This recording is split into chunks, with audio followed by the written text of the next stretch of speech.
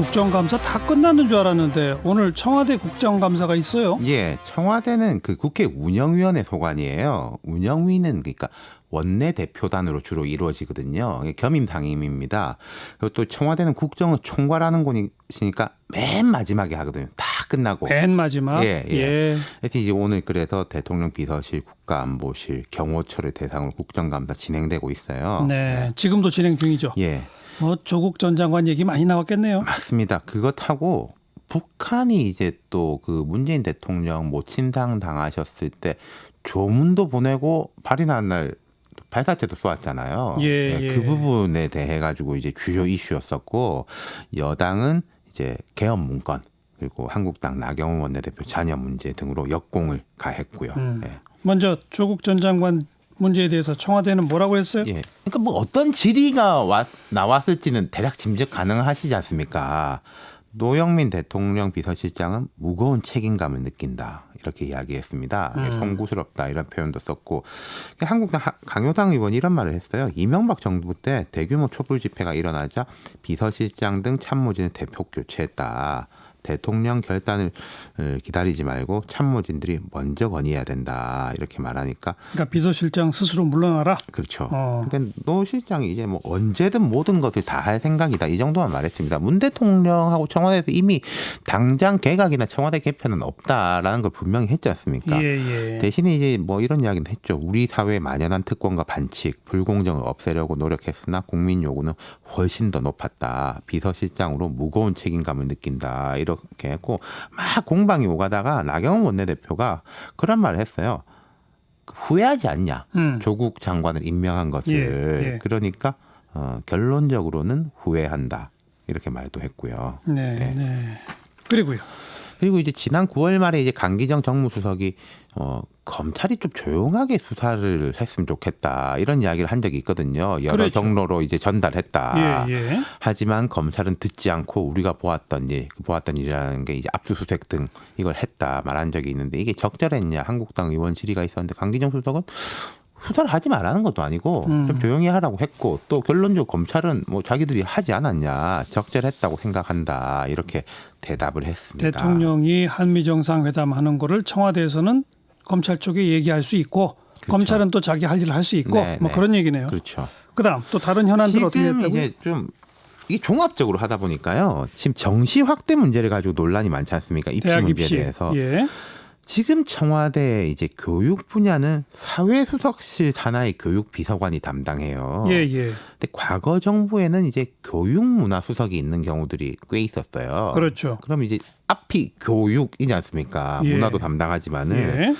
그래서 이제 청와대 개편을 통해서 이제 교육문화수석을 부활시킬 생각이 없느냐 이런 질문이 있었고, 노 실장은 지금 청와대 조직 진단을 하고 있는데 그 과정에서 한번 살펴보겠다 이렇게 대답을 했습니다. 그리고 이제 안보 문제 이야기가 많이 나왔는데, 아까 뭐 북한 미사일 뭐 이런 맞습니다. 민주평화당 조배석 의원이 이런 질문을 했어요. 곧 문재인 정부 임기 반환점을 맞는데 가장 잘한 일과 못한 일이 뭐라고 생각하느냐. 그러니까 노 실장이 가장 잘한 것이라면 한반도에서 전쟁의 위협을 제거했다는 거라고 생각한다. 그리고 가장 잘못한 일은 금방 생각이 나지 않는다 이렇게 대답을 했습니다. 여기서부터 이어지는 것인데, 뭐 이제 한국당 의원들이 뭐 전쟁 위협이 없다고 할 수 있냐, 끝났냐, 북한이 하고 싶으면 하는 거 아니냐 이렇게 질의를 하니까 정의용 안보실장은 북한이 전쟁을 도발할 가능성 거의 없다. 한미 동맹이 굳건하고 국방력도 신장됐다. 최근 어려움이 있지만은 남북 관계도 크게 개선됐기 때문에 북한이 그런 위험한 선택을 결코 할 수 없다. 미사일도 대응 능력을 갖추고 있고 우리 요격 능력도 개선해 나가고 있다. 그러면서 이제 사실은 우리가 미사일 시험 같은 거 더 많이 한다 이런 이야기도 있었고, 그리고 이제 앞서 말씀드린 문 대통령 상중에 그 발사체 신형 방사포, 이건 이제 민주당 김정호 의원이 물었어요. 그 예의가 아니지 않냐 이러니까, 김정호 의원은 지역구도 이제 김해 그 봉하마을이고 문 대통령하고 노 전 대통령의 측근으로 꼽히는 인물이거든요. 어제 오후에 장례 절차를 마치고 대통령이 청와대 복귀한 직후에 발사가 됐는데, 남북 북미 대화를 위해서도 매우 부적절했다고 유감 표명을 하지 않을 수 없다 이렇게 답을 했습니다. 근데 여기서 좀 야당 의원들이 반발을 했어요.